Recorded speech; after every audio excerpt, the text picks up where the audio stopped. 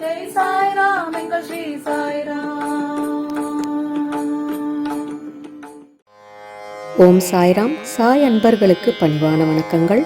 இன்று பிறந்த நாள் திருமண நாள் கொண்டாடிய அனைவருக்கும் சாயப்பாவின் பரிபூரணமான ஆசீர்வாதங்கள் கிடைக்கட்டும்.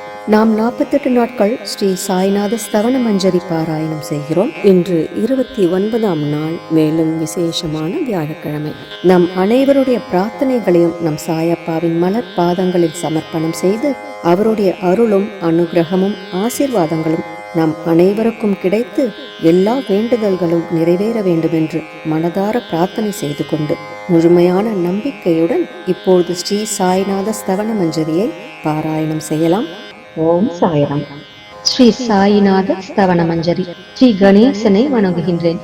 எல்லாவற்றுக்கும் ஆதாரமானவனே மயூரேஸ்வரா, எல்லாவற்றுக்கும் சாட்சியாக விளங்குபவனே, கௌரியின் மகனே, ஓ எண்ணங்களுக்கு எட்டாதவனே, பெருத்த வயிறனே, ஸ்ரீ கணபதி என்னை காப்பாற்று. நீ எல்லா கணங்களுக்கும் முதல்வனும் தலைவனும் ஆவாய். எனவே உன்னை கணேசன் என்பர். எல்லா சாஸ்திரங்களாலும் ஏற்றுக்கொள்ளப்பட்டவன். ஓ சாரதா, வாக்கின் தெய்வமே, நீ ஒளி வடிவமாக பிறக்கும் பதங்களின் தலைவி. உன்னுடைய இருப்பினால்தான் உலகத்தில் எல்லா நிகழ்ச்சிகளும் நடக்கின்றன. நீ எழுத்தாளர்களின் தேவதை. நீ எப்பொழுதும் தேசத்தின் அணிகலனாக விளங்குகிறாய். உனது எல்லையற்ற சக்தி எல்லாவற்றிலும் விளங்குகிறது. ஓ ஜெகதம்பா, உன்னை வணங்குகின்றேன். ஓ பூர்ண பிரம்மா, தெய்வீக தோற்றத்தின் மிக உயர்ந்த இறுதி நிலையில் உள்ளவனே, மகான்களுக்கு பிரியமானவனே, குணங்களோடு கூடிய உருவம் எடுத்தவனே, பண்டரிராயா, கருணை கடலே, எல்லையற்ற கருணை உடையவனே, பாண்டுரங்கா, ஓ நரகரி, நீ எல்லாவற்றின் சூத்திரதாரி, எல்லாவற்றையும் ஆட்டுவிக்கும் கயிற்றை தாங்கியவன். நீ ஜெகமெங்கும் வியாபித்துள்ளாய். எல்லா சாஸ்திரங்களும் உன்னுடைய உண்மையான உருவத்தை பற்றி ஆராய்ச்சி செய்கின்றன. வெறும் புத்தக அறிவு மட்டுமே பெற்றவர்களுக்கு நீ காணப்படுவதில்லை. ஓ சக்கரபாணி, அத்தகைய அறிவிலிகள் யாவரும் வெறும் வாத பிரதிவாதங்களிலேயே உழல்கிறார்கள். மகான்கள் மட்டுமே உன்னை அறிகிறார்கள். மற்றவர்கள் குழப்பத்தில் மூழ்கியவர்களாக மயங்கியவர்களாக உள்ளார்கள். உனக்கு பக்தியோடு கூடிய எனது நமஸ்காரத்தை சமர்ப்பிக்கின்றேன். ஓ 5 முகங்களை உடையவனே, சங்கரா, மனித மண்டை ஓடுகளாலான மாலை அணிந்தவனே, நீல நிறமுடைய கழுத்தனே, திகம்பரா, ஓங்கார ரூபா, பசுபதி, எவருடைய உதடுகளில் உனது நாமம் விளங்குகிறதோ அவர்களது துன்பங்கள் உடனடியாக விலகிவிடும். ஓ தூர்ஜடி, உன் நாமத்தின் மகிமை அத்தகையது. உனது பாதங்களை வணங்கி நான் இந்த துதியை எழுத முற்படுகிறேன். நீலகண்டா, இதற்கு உனது முழுமையான உதவியை எல்லா விதத்திலும் எனக்கு அளிப்பாய். இப்போது அத்ரி மகரிஷின் குமாரனான தத்தரையும், லக்ஷ்மி தேவியின் குலதெய்வமான விஷ்ணுவையும், ஸ்ரீ துகாராம் முதலான எல்லா மகான்களையும், பின்னர் பக்தர்கள் அனைவரையும் வணங்குகிறேன். சாய்நாதா, உமக்கு வெற்றி உண்டாகுக. பாவிகளை உய்விப்பவரே, அருள் நிறைந்தவரே, இப்போது உமது பாதத்தில் எனது சிரத்தை வைக்கின்றேன். எனக்கு பயமற்ற நிலையில் உமது பாதுகாப்பை கொடும். நீ பூரணமான பிரம்மஸ்வரூபம், சுகங்களின் இருப்பிடம், மனிதர்களில் சிறந்தவனே. நீயே விஷ்ணு. எவருடைய பாதி உடலாக உமாதேவி இருக்கிறாளோ அந்த காமனை எடுத்த சிவனும் நீயே. நீ மனித உருவெடுத்த பரமேஸ்வரன். நீ ஞான வானத்தின் கதிரவன். நீ கருணை கடல். நீ பிறப்பிறப்பாகிய பிணிக்கு மருந்து. நீ ஏழை எளியவர்களின் சிந்தாமணி. நீ உனது பக்தர்களை தூய்மைப்படுத்தும் கங்கா நதி. சம்சார கடலில் மூழ்குபவர்களுக்கு நீ ஓடம், அஞ்சுபவர்களுக்கு புகலிடம். இந்த பிரபஞ்சத்தின் மூல காரணமாக எந்த பரிசுத்தமான சைதன்யம் விளங்குகிறதோ ஓ கருணை கடலே, அது நீயே. இந்த பிரபஞ்சம் உனது ஒரு விளையாட்டு. நீ பிறவியற்றவர். உமக்கு இறப்பும் இல்லை. நன்கு ஆழ்ந்து விசாரித்து பார்த்து இறுதியில் அடையப்பட்ட முடிவு இது. பிறப்பு இறப்பு இவை இரண்டும் அஞ்ஞானத்தினால் தோன்றியவை. ஓ மகாராஜா, நீர் அவை இரண்டினின்றும் கொஞ்சம் கூட பற்றற்றவராக உள்ளீர். நீர் ஓடையில் வெளிப்பட்டது என்றால் அது அங்கேயே தோன்றியதாக ஆகுமா? முன்பே நீர் நிரம்ப உள்ளது. உள்ளே இருந்து வெளியே வந்தது அவ்வளவே. படுகையில் நீர் வந்தபொழுது அதற்கு ஓடை என்று பெயர் ஏற்பட்டது. நீர் இல்லாவிடு அது வெறும் படுகையே. பெருகுவது வற்றி விடுவது பற்றி நீர் சற்றும் பொருட்படுத்துவதே இல்லை. நீர் படுகைக்கு கொஞ்சமேனும் முக்கியத்துவம் அளிப்பதில்லை. படுகை மட்டும் நீர் நிறைந்துள்ள போது பெருமை கொள்கிறது, நீர் வற்றும் போது மிகவும் வருந்தும் நிலையை அடைகிறது. மனித உடல் நீர் படுகை போன்றது. சுத்த சைதன்யமே பரிசுத்தமான நீர் ஊற்று. நீர் படுகைகள் எண்ணற்றவை. இருப்பினும் நீர் மட்டும் வேறுபடுவதில்லை. பிறப்பற்றவரான அருட்கடலே, உமது வஜ்ராயுதம் என் அஞ்ஞானமாகிய மலையை அழிக்கட்டும் என்று வேண்டுகிறேன். இத்தகைய எண்ணற்ற தோற்றங்கள் இதுவரை பூமியில் ஏற்பட்டுள்ளன, இப்போதும் இருந்து வருகின்றன, கால கிரமத்தில் இனிமேலும் ஏற்பட போகின்றன. அந்த ஒவ்வொரு தோற்றத்திற்கும் ஒரு தனி பெயரும் குலமும் கிடைக்கிறது. அதன் மூலம் உலகத்தில் அவற்றை பிரித்தறிகிறார்கள். சைதன்யத்தை பொறுத்தவரை நான் நீ என்று கூறுவது பொருந்தாது. இருமை என்பதே எங்கு இருப்பதற்கு இடமில்லையோ அதே உண்மையில் சைதன்யம் எனப்படுவது. மேலும் உண்மையில் சைதன்யம் பிரபஞ்சம் முழுவதையும் வியாபித்து உள்ளது. பின் நான் நீ என்ற பாவனை எவ்வாறு பொருந்தும்? மேகத்திலிருந்து பிறக்கும் நீர் ஒரே தன்மையானது. பூமியின் மேல் இறங்கிய பிறகு அதற்கு பற்பல வேறுபாடுகள் ஏற்படுகின்றன. கோதாவரி நதிப்படுகையில் விழுந்த நீர் கோதாவரி என்று அழைக்கப்படுகிறது. கிணற்றில் விழுந்த நீருக்கு அத்தகைய மேன்மை இல்லை. மகான்களின் உருவமாகிய கோதாவரியில் உள்ள நீர் நீங்கள், நாங்கள் குளம், குட்டை, கிணறு போன்றவர்கள். நம்மிடையே உள்ள வேறுபாடு இதுவே. எங்களுடைய வாழ்வின் உண்மையான குறிக்கோளை அடைய நாங்கள் உங்களிடம் வர வேண்டும். எப்பொழுதும் கரம் கூப்பி உங்களை சரணடைய வேண்டும். ஏனெனில் நீங்கள் புனிதத்தின் உறைவிடம். கோதாவரி நதிக்கு பாத்திரத்தினால் படுகையினால் புனிதம் ஏற்பட்டது. வெறும் நீரை மட்டுமே நோக்குவோமாகில் அது எங்கும் ஒரே விதமானது. கோதாவரி நதி படுகை புனிதம் வாய்ந்ததென்பது தீர்மானிக்கப்பட்ட உண்மை. அதனை தீர்மானிப்பதற்கு பூமியின் நல்ல தன்மை, தீய தன்மை ஆகியவையே உதவி செய்கின்றன என்பதை நோக்கவும். மேகத்திலிருந்து வந்த நீரின் புனிதத்தை எந்த பூமி பாகம் மாற்றவில்லையோ அந்த பாகத்தை சாஸ்திரம் அறிந்தவர்கள் கோதா என்று அழைத்தார்கள். மற்ற இடங்களில் விழுந்த நீர் அந்தந்த மண்ணின் குணத்தை ஏற்றுக்கொண்டது. தோற்றத்தின் போது இனிமையாயிருந்த நீர் அசுத்தமாகவும் கசப்பாகவும் உப்பாகவும் ஆயிற்று. அவ்வாறே ஒரு குருநாதா, எந்த சரீரத்தில் 6 வைரிகளின் மாசு ஏற்படவில்லையோ அந்த புனிதமான சரீரத்துக்கு மகான் என்ற பெயர் பொருந்தும். எனவே மேன்மையும் புனிதமும் பொருந்திய மகான்களை அந்த கோதாவரி என்றே கூறுகிறேன். எல்லா ஜீவர்களிலும் உங்களது தகுதி மிகச் சிறந்ததாக உள்ளது. பிரபஞ்சத்தின் ஆரம்ப காலத்திலிருந்தே கோதாவரி ஏற்பட்டுள்ளது. நீரும் முழுமையாக நிரம்பியுள்ளது. இன்று வரை அதற்கு குறைவு ஏற்படவில்லை. ராவணனுடைய வைரி கோதாவரியின் கரைக்கு வந்தபோது இருந்த அதே நீர் இன்று வரை எவ்வாறு இருக்கும் என்று பாருங்கள். படுகை மட்டும் அதே. நீர் கடலை அடைந்தது. நீர் படுகையின் புனித தன்மை மட்டும் இன்று வரை நிரந்தரமாக உள்ளது. ஒவ்வொரு ஆண்டும் பழைய நீர் சென்று புதிய நீர் படுகையின் உள்ளே வருகிறது. பாபா, அதே நியாயம் உங்களுக்கும் பொருந்தும்.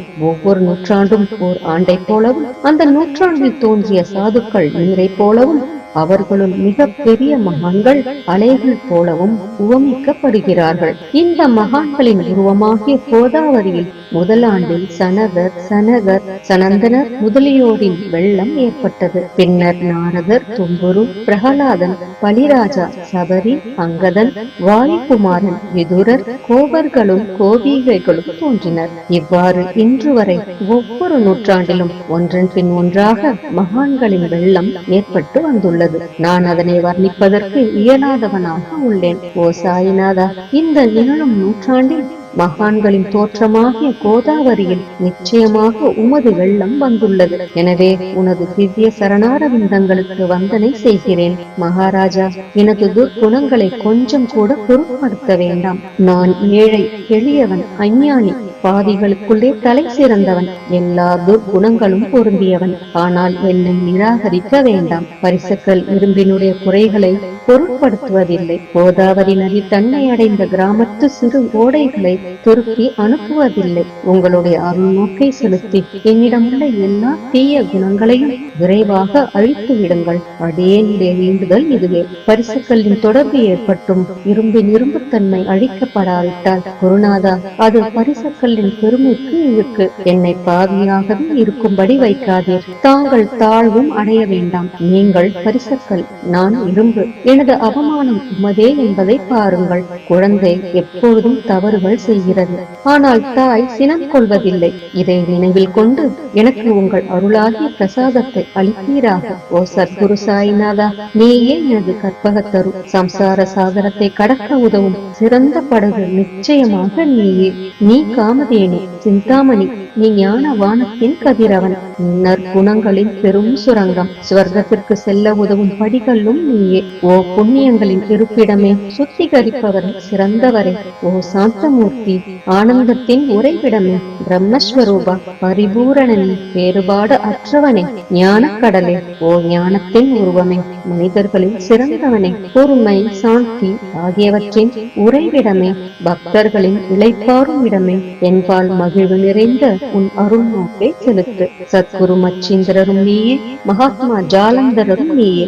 நீயே நிவృத்திநாதரும் ஞானேஸ்வரரும் ஆவாய். கபீர், ஷேக் முகமது, ஏசுநாதர் ஆகியோரும் நீயே. நீயே போதலாவும் சாவத்தாமாலியும் உண்மையில் ராமதாசரும் நீயே. சாயிநாதா, நீயே துகாராம், சகாராம் மகாராஜும் மாணிக்க பிரபுவும் நீயே. உமது இந்த அவதாரம் உண்மையில் அறிய முடியாத விதமாக உள்ளது. தங்களுடைய ஜாதியை பற்றி எவரும் அறிந்து கொள்ளும்படி தாங்கள் விடவில்லை. சிலர் உங்களை முஸ்லிம் என்கின்றனர், சிலர் அந்தனர் என்கின்றனர். கிருஷ்ணனுக்கு சமமான லீலைகளை தாங்கள் செய்கிறீர்கள். ஸ்ரீ கிருஷ்ணனை பார்த்து பலரும் பலவிதமாக பேசினர். சிலர் எதுகுலத்து அரிய ஆபரணம் என்றனர், சிலர் இடையன் என்றனர். யசோதை மென்மையான குழந்தை என்றான். கம்சன் மகா காலன் என்றான். உத்தவர் அன்பு வடிவானவன் என்றார். அர்ஜுனன் பூர்ண ஞானி என்றான். அவ்வாறே தங்களை பற்றியும் தத்தமது மனதில் நிச்சயப்படுத்தியதற்கு தக்கபடி அவரவர்கள் அழைக்கின்றனர். மசூதி உங்களது இருப்பிடம். உமது காதுகள் குத்தி இருக்கப்படவில்லை.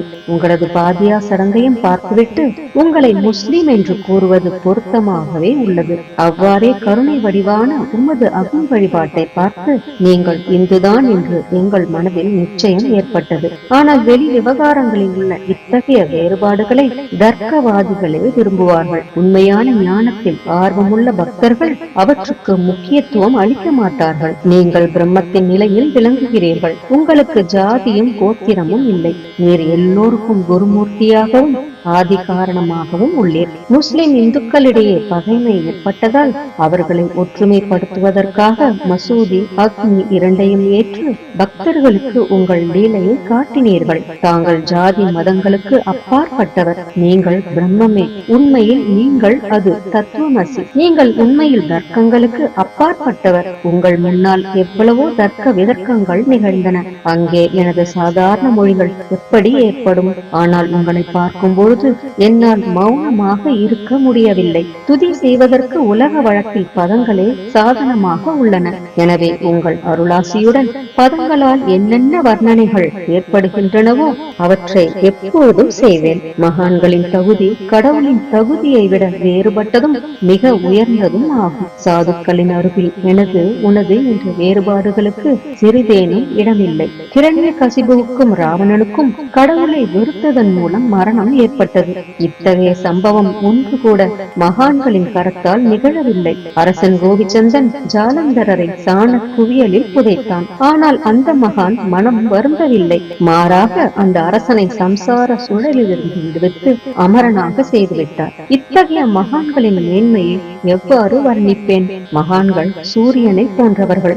அவர்களின் கருணை ஒளிமயமானது. மகான்கள் சுகம் தரும் சந்திரனை போன்றவர்கள். அவர்களுடைய அருள் சந்திரனுடைய ஒளி போன்றது. மகான்கள் இதமளிக்கும் கஸ்தூரி போன்றவர்கள். அவர்களின் அருள் அதன் நறுமணம் போன்றது. மகான்கள் ரசம் நிரம்பிய கரும்பு போன்றவர்கள். அவர்களது அருள் அதன் இன்சுவை போன்றது. மகான்கள் நல்லவரிடமும் தீயவரிடமும் ஒரே விதமாக நடந்து கொள்கிறார்கள். மாறாக பாவிகளிடமே எல்லையற்ற அன்பு உள்ளவர்களாக உள்ளார்கள். கோதாவரி நதியின் நீரில் அழுக்கடைந்த துணிகளை துவைப்பதற்காக வருகின்றன. சுத்தமானவை கோதாவரியில் நின்று வெகு தொலைவில் பெட்டியிலேயே தங்குகின்றன. பெட்டியில் வைக்கப்பட்டிருந்த அந்த துணியும் ஒருமுறை கோதாவரியின் படுகையில் நன்றாக துவைப்பதற்காக வந்தது. இந்த உவமையின் பெட்டிதான் வைகுந்தம், நீங்களே கோதாவரி, நம்பிக்கையே படித்துறை, ஜீவாத்மாக்களே துணிகள், 6 வித விகாரங்களே அவைகளை பற்றியுள்ள அழுக்கு, உங்களது பாதார விந்தங்களை தரிசிப்பதே கோதாவரி ஸ்நானமாகும். எல்லா அழுக்குகளையும் போக்கி சுத்தப்படுத்துவதில் நீர் மிகுந்த சாமர்த்தியசாலி. சம்சாரத்தில் உழலும் ஜனங்களாகிய நாங்கள் மேலும் அழுக்கு படிந்தவர்களாக உள்ளோம். எனவே மகான்களின் தரிசனம் பெறுவதற்கு உரிமை பெற்றவர்கள் நாங்கள். கோதாவரி நதியில் நீர் நிரம்பி உள்ளது. படித்துறையில் துவைப்பதற்கான அழுக்கு துணிகள் உள்ளன. அவை அப்படியே துவைக்கப்படாமல் கிடந்தால் அது உண்மையில் கோதாவரிக்கு இழுக்கு ஆகும். நீங்கள் அடர்ந்த நிழலும் குளிர்ச்சியும் தரும் சிறந்த மரம். நாங்கள் உண்மையில் பாதசாரிகள். கதிரவன் தாபத்திரங்களாகிய வெயிலால் எங்களை சுட்டெரிக்கின்றான். அவனுடைய தாபத்திலிருந்து கருணை கூர்ந்து, ஓ குருநாதா, எங்களை காப்பாற்றும். உங்கள் நல்லருளின் குளிர் நிழல் இவ்வுலகிற்கு அப்பாற்பட்ட தன்மை அது. மரத்தின் அடியில் அமர்ந்ததும் ஒருவன் மேலிருந்து வெயிலை உணர்வானாகில் அந்த மரத்தை எவர் நிழல் தரும் மரம் என்று கூறுவர். உமது அருளின்றி உலகில் நன்மை என்பது ஏற்படுவது இல்லை. தர்மத்தை நிலைநிறுத்துவதற்காக சேஷசாய் அர்ஜுனனுக்கு நண்பனானான். விபீஷணன் சுக்ரீவனுடைய அருளினாலேயே அரசன் ஸ்ரீராமனின் அருகாமையை அடைந்தான். மகான்களின் மூலமாகத்தான் ஸ்ரீஹரி மேன்மை அடைந்தார். எந்த பிரம்மத்தை பற்றி வேதங்களில் கூட வர்ணிக்கப்படவில்லையோ அத்தகைய பிரம்மத்தை உலகத்தில் சகுனமாக செய்து வெட்க வைத்தார்கள் மகான்கள். தாமாஜி என்ற பக்தர் வைகுந்தபதியும் ருக்மணிவரனுமாகிய இறைவனை ஒரு மகான் தாழ்ந்த குலத்தவனாக உருவெடுக்கும்படி செய்தார். சோகமேலா என்ற பக்தர் ஜெகதாத்மா ஆன இறைவனை தமது எருமைகளின் சவத்தை எடுக்கும்படி செய்தார். மகான்களின் பெருமையை உணர்ந்த ஜெகஜீவனாகிய இறைவன் அவர்களுக்காக தண்ணீரும் சுமந்தான். உண்மையில் மகான்கள் சச்சிதானந்த பிரபுவாகிய இறைவனின் எஜமானர்கள் ஆவார்கள். இப்பொழுது அதிகம் சொல்வதற்கு எனக்கு வரவில்லை. நீயே எங்களுடைய தாயும் தந்தையும். ஓ சத்குரு சாய்நாதா, ஷீரடி கிராமத்தில் வசிப்பவரே, பாபா, உமது லீலைகளின் உண்மையான பொருளை எவரும் அறியவில்லை. அவ்வாறிருக்க எனது வெற்று வார்த்தைகள் எவ்வாறு அவற்றை விளக்க முடியும் சொல்லுங்கள். ஜீவன்களுக்கு ஓய்வளிக்கும் பொருட்டு தாங்கள் ஷீரடியில் வந்தீர்கள். அகல்களில் நீரூற்றி விளக்கேற்றி நீங்கள் எரிய வைத்தீர்கள். 7 சான் நீளமுள்ள குறுகிய மரப்பலகையை நீங்கள் படுத்துக் கொள்ளும் கட்டிலாக்கி உங்கள் யோக சாமர்த்தியத்தின் சக்தியை பக்தர்களுக்கு காட்டினீர்கள். அநேக பெண்மணிகளின் மலட்டு தன்மையை நீக்கி அருளினீர்கள். எத்தனையோ வியாதிகளை உதியின் மூலம் குணப்படுத்தினீர்கள். இவ்வுலக சம்பந்தமான துன்பங்களை நீக்குவது உமக்கு ஒரு பொருட்டே அன்று. யானை ஒன்று எறும்பை ஒரு சுமையாக எவ்வாறு கருதும்? இப்போது குருராயா, இந்த எளியவன் பால் கருணை காட்டுவீராக. நான் உமது பாதங்களை அண்டியுள்ளேன். என்னை திருப்பி அனுப்பிவிடாதீர்கள்.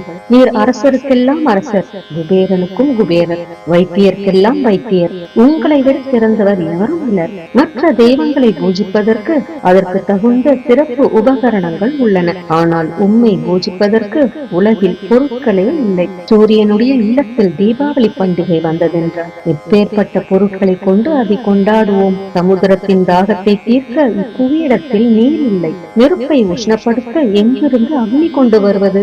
ஓ ஸ்ரீ சமர்த்தா குருநாதா, பூஜைக்குரிய பொருட்கள் யாவும் உண்மையில் உமது ஆத்மாவின் அம்சமாய் உள்ளன. மேற்கூறப்பட்டவையெல்லாம் தத்துவருஷ்டியால் கூறப்பட்ட பேச்சுக்களே அன்றி என் மனதில் அனுபவத்தால் ஏற்பட்டவை அன்று. அனுபவம் இன்றி கூறப்படும் பதஜாலங்கள் வீணே போகட்டும். உலக வழக்கத்தின்படி உமக்கு நான் பூஜை செய்யலாம் என்றால் அதனை செய்வதற்கு தேவையான திறமை எனக்கு இல்லை எனது குருநாதா. பலவித கற்பனைகள் செய்து உமக்கு பூஜை செய்கிறேன். அருள் மிகுந்தவரே, அடியேனுடைய அத்தகைய பூஜையை ஏற்றுக்கொள்வீராக. இப்போது அன்பு கண்ணீரால் உமது பாதங்களை கழுவுகிறேன். உண்மையான பக்தியாகிய சந்தனத்தை அரைத்து உமக்கு பூசுகிறேன். எனது அழகிய பதங்களாகிய இந்த கவனியை உமக்கு அணிவிக்கின்றேன். பிரேமை என்ற மலராகிய மாலையை உமது கழுத்தில் அணிவிக்கின்றேன். எனது துர்க்குணங்களாகிய தூபத்தை உமக்கு முன்பு எரிய விடுகிறேன். அது மிக தீய பொருளாயினும் அதனின்று தீய வாசனை எழுவதில்லை. சத்குருவுக்கு முன்பு அன்று வேறு எங்கெங்கு தூபம் எரியவிடப்படுகிறதோ அங்கெல்லாம் தூப பொருளுக்கு ஏற்படும் நிலை வருமாறு தூப திரேவத்திற்கு அக்னியின் ஸ்பரிசம் ஏற்பட்ட மாத்திரத்தில் அதனது நறுமணம் என்ற நல்ல குணம் அதனை விட்டு விட்டு சென்று விடுகிறது. உமது எதிரே இதற்கு மாறாக நிகழ்கிறது. தீய தன்மைகள் அக்னியில் எரிந்து விடுகின்றன. உலகம் பார்த்து மகிழும்படி சத்குணம் எவ்வித குறைவுமின்றி தங்கிவிடும். விடுகிறது. மனிதனுடைய தீய குணங்கள் யாவும் இருந்த பின் மனம் மாசற்றதாகிறது. கங்கையுள்ள மாசுகள் நீங்கியவுடன் அவள் இயல்பாகவே புனிதமடைகிறாள். மாயை மோகம் என்ற தீபத்தை உனக்கு சுற்றுகிறேன். அதன் மூலம் எனக்கு வைராக்கியம் என்ற ஒளி கிடைக்கும். உனக்கு அமர்வதற்கு சுத்தமான நம்பிக்கை என்ற சிம்மாசனத்தை அளிக்கிறேன். அதனை ஏற்று பக்தி என்ற நைவேத்தியத்தையும் எடுத்துக்கொள்வாயாக. பக்தி நைவேத்தியத்தை நீ உண்டுவிட்டு அதனது ரசத்தை எனக்கு கொடு. ஏனெனில் நான் உனது பச்சிலம் குழந்தை. உனது பாலில் எனக்கு உரிமை உண்டு. எனது மனதை உனக்கு தட்சணையாக அர்ப்பணிக்கிறேன். அதனால் கர்த்தத்துவம் என்பது எந்த விதத்திலும் என்னிடம் இருக்காது. எப்போது பிரார்த்தனையோடு உனக்கு சாஷ்டாங்க நமஸ்காரம் செய்கிறேன். ஓ புண்ணிய ஸ்லோகா, தாய்நாதா, அதனை தாங்கள் ஏற்றுக்கொள்வீராக. பிரார்த்தனாஷ்டகம். சாந்தமான மனமுடையவரே, சிறந்த அறிவுடையவரே, சாய்நாதா, அருள் நிறைந்தவரே, கருணை கடலே, சத்திய ஸ்வரூபமானவரே, மாயையாகிய இருளை அழிப்பவரே, ஜாதி மதங்களுக்கு அப்பாற்பட்டவரே, சாதனையின் முடிவை அடைந்தவரே, எண்ணங்களுக்கு அப்பாற்பட்டவரே, கருணைக்கு உறைவிடமே, ஷீரடி கிராமத்தில் உறைபவரே, ஓ நாதா, என்னை காப்பாற்றும், என்னை காப்பாற்றும். ஞானமாகிய கதிரவனே, ஞானத்தை அளிப்பவரே, எல்லாவித நன்மைகளையும் செய்பவரே, பக்தர்களின் இதயத்தில் உலவும் அன்னமே, உமது பாதங்களை அடைந்தவரை காப்பவரே, சிருஷ்டி செய்யும் பிரம்மா நீ, காக்கும் தெய்வமான லட்சுமியின் கரணன் விஷ்ணுவும் நீயே. உண்மையில் உலகங்களை லயமடைய செய்யும் ருத்ரனும் நீயே. நீர் இல்லாத இடம் இவ்வுலகத்தில் எங்கும் இல்லை. சாய்நாதா, நீர் எல்லாம் அறிபவர், எல்லோரின் இதயத்திலும் உறைபவர். எனது எல்லா குற்றங்களையும் மன்னிக்க வேண்டும் என்று வேண்டுகிறேன். பக்தியின்மை, சந்தேகங்கள் போன்ற அலைகளை விரைவில் நீக்குவீராக. நீர் பசு, நான் பச்சிலங்கன்று. நீர் சந்திரன், நான் சந்திரகாந்தக்கல். உங்கள் பாதங்கள் கங்கா நதியின் ஸ்வரூபமானவை. அவற்றை நான் பக்தியோடு வணங்குகிறேன். இப்போது உமது அடைக்கலம் அளிக்கும் அருள்மயமான கரங்களை எனது சிரத்தின் மேல் வைப்பீராக. எனது வருத்தங்களையும் கவலைகளையும் நீக்குவீராக. இந்த கணு தங்கள் பணியாளன். இந்த பிரார்த்தனாஷ்டகத்தை கூறி நான் சாஷ்டாங்க நமஸ்காரம் செய்கிறேன். எனது பாவங்களையும் துன்பங்களையும் ஏழ்மையையும் உடனடியாக நீக்குவீராக. நீர் பசு, நான் கன்று. நீர் தாய், நான் குழந்தை. என் விஷயத்தில் மனதில் கடினம் கொள்ள வேண்டாம். நீர் மலையகிரியில் உள்ள சந்தன மரம், நான் முள்ளடர்ந்த புதர். நீர் புனிதமான கோதாவரி நீர், நான் பெரும் பாவி. ஓ குருநாதா, உமது தரிசனம் ஏற்பட்ட பிறகும் என்னிடத்தில் உள்ள துர்குணம் என்ற மாசு அவ்வாறே தங்கி இருக்குமாகில் உம்மை சந்தனம் என்று யார் கூறுவர்? கஸ்தூரியின் அண்மையை அடைந்த மண்ணும் உயர்வாக மதிக்கப்படுகிறது. மலர்களின் அண்மையால் நாரும் தலையில் உயர்ந்த இடத்தை பெறுகிறது. மகான்களின் தன்மையும் இத்தகையதே. அவர்கள் எந்தெந்த பொருட்களை ஏற்றுக்கொள்கிறார்களோ அவற்றை உயர்ந்த நிலைகளை அடைவிக்கிறார்கள். சிவபெருமான் விபூதி, கோவணம், நந்தி ஆகியவற்றை ஏற்றுக்கொண்டதால் எல்லா திக்குகளிலும் அந்த பொருட்களுக்கு மிகவும் மதிப்பு ஏற்பட்டுள்ளது. இடையர்களை மகிழ்விக்கும் பொருட்டு பிருந்தாவனத்திலும் யமுனை நதி கரையிலும் ஜகத்துக்கெல்லாம் இறைவனானவன் தஹிகாலா என்ற விளையாட்டை விளையாடினான். ஞானிகள் அவ்விளையாட்டையும் உயர்வாக மதிக்கிறார்கள். அவ்வாறே நான் துராசாரியாயினும் உம்மை அடைந்துள்ளேன். ஓ குருநாதா, எனவே இதை பற்றி உள்ளத்தில் எண்ணி பாரும். ஓ குருராயா, இகத்திலும் பரத்திலும் எந்தெந்த பொருட்களை சுகமென்று என் மனம் சந்தேகமர கருதுகின்றதோ அவற்றையெல்லாம் நிறைவேற்ற வேண்டும். உமது கருணையினால் இவ்வாறு செய்துவிடும். எனது மனதை அடக்கிவிடும். சமுதிரத்தை இனிமையாக செய்துவிட்டால் பிறகு உப்பு தன்மையை பற்றிய பயம் இல்லை. சமுதிரத்தை இனியதாக்கும் சக்தி உண்மையில் உமக்கு உண்டு. எனவே தாஸ்கனுவின் இந்த வேண்டுதலை நிறைவேற்றுவேன். என்னிடம் என்னென்ன குறைகள் உள்ளனவோ அவை அனைத்தும் உமதே. சித்தர்களுக்கெல்லாம் அரசனான உமக்கு குறை என்பது பொருந்தாது. இப்போது அதிகமாக சொல்வது எதற்காக? நீரே எனக்கு ஆதாரம். தாயினுடைய இடுப்பில் உள்ள குழந்தை இயல்பாகவே பயமற்று இருக்கிறது. ஓ மகாராஜா, இந்த துதியை எவரவர்கள் அன்புடன் படிக்கிறார்களோ கேட்கிறார்களோ அவரவர்களுடைய விருப்பங்களை நிறைவேற்றுவேன். இந்த துதியை படிப்பவர்களின் 3 வித தாபங்களும் ஓராண்டுக்குள் விலகிவிடும் என்பதே இந்த துதியின் மேல் உமது நிரந்தரமான அருளாசியாக இருக்கட்டும். ஸ்நானம் முதலியவற்றை செய்து சுத்தமாக ஆன பின் உங்கள் மனதில் சுத்தமான பக்தியோடு பக்தியோடு தினமும் இந்த துதியை படிக்கவும். இவ்வாறு செய்ய முடியாவிட்டால் ஒவ்வொரு வியாழக்கிழமை அன்றும் மனதில் சத்குரு மூர்த்தியை இருத்தி படிக்கவும். அதுவும் கூட இயலாவிடில் ஏகாதசி தோறும் அதன் விளைவுகளை பார்ப்பதற்காக இந்த துதியை படியுங்கள். துதியை படிப்பவர்களுக்கு இறுதி கணத்தில் உயர்ந்த நிலையில் குருமூர்த்தி அளிப்பார். நான் சொல்வதை கேட்டுக் கொண்டிருப்பவர்களே, இவ்வுலகில் ஆசைகளை அவர் விரைவில் நிறைவேற்றுவார். இந்த துதியை பாராயணம் செய்வதால், மீண்டும் மீண்டும் படிப்பதால் முட்டாள்கள் அறிவாளிகள் ஆவார்கள். எவருக்காயினும் வாழ்நாள் குறைவாக இருப்பின் அவர்கள் இதை படிப்பதால் 100 ஆண்டு ஆயுள் உள்ளவர்கள் ஆவார்கள். இந்த துதியை படிப்பதால் செல்வத்துக்கு குறைவு இருந்தால் குபேரன் அவர்களது இல்லத்துக்கு வந்து பணி செய்வான். இது சத்தியம் என்று மும்முறை உரைக்கின்றேன். சந்ததி அற்றவர்களுக்கு இந்த துதியை படிப்பதால் குழந்தை செல்வம் கிட்டும். இதனை படிப்பவர்களின் ரோகங்கள் முற்றிலும் நீங்கிவிடும். தினந்தோறும் இந்த துதியை பாராயணம் செய்வதால் பயமும் கவலைகளும் நீங்கிவிடும். மதிப்பும் மரியாதையும் உயரும். அழிவற்ற பிரம்மத்தை உணர்வார்கள். ஓ அறிவாளிகளே, உங்களது மனதில் இந்த துதியை பற்றி நம்பிக்கை கொள்ளுங்கள்.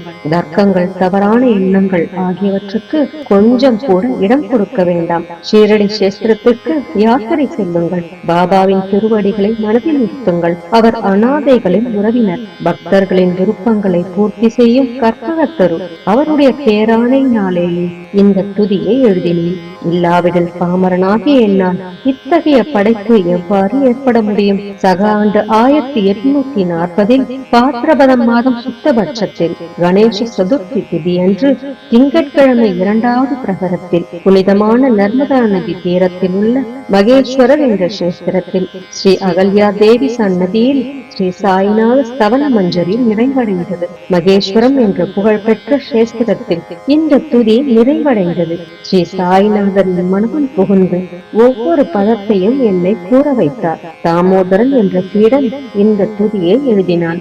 தாஸ்கனுவாகிய நாம் எல்லா மகான்களுக்கும் பணியாள். ஸ்ரீ சாய்நாத ஸ்தவன மஞ்சரி சம்சார சாகரத்தை கடக்க உதவட்டும். ஓ பாண்டுரங்கா, இதுவே தாஸ்கனுவின் பக்தி மிகுந்த பிரார்த்தனை.